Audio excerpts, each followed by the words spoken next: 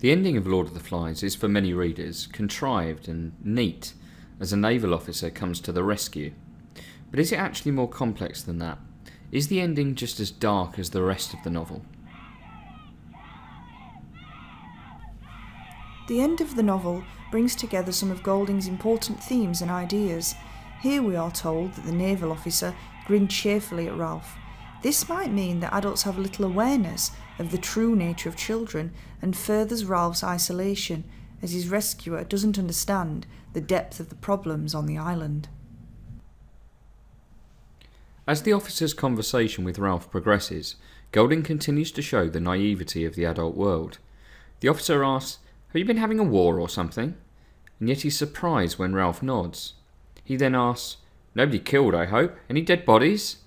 Almost as a light-hearted quip, Ralph's deadpan literal answer, "Only two," cuts through the officer's naive assumptions. As readers, we aren't learning anything new from Ralph here.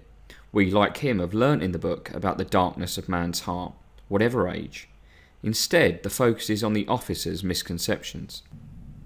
The naval officer is a representation of British authority. This is shown through his smart clothing, a revolver, and a row of gilt buttons on the front of his uniform.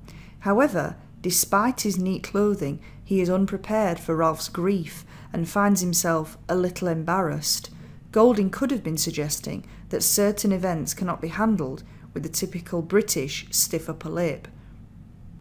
The officer even assumes that the boy's Britishness will have kept them from any violent or savage behaviour. He says, "I should have thought that a pack of British boys, you're all British, aren't you, would have been able to put up a better show than that."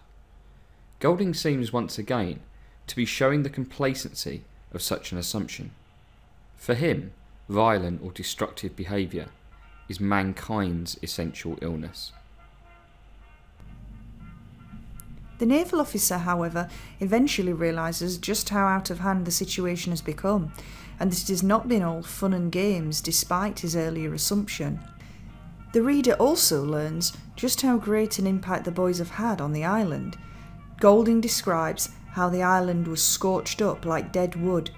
This simile shows how irreparable the damage is to both the island and the boys themselves.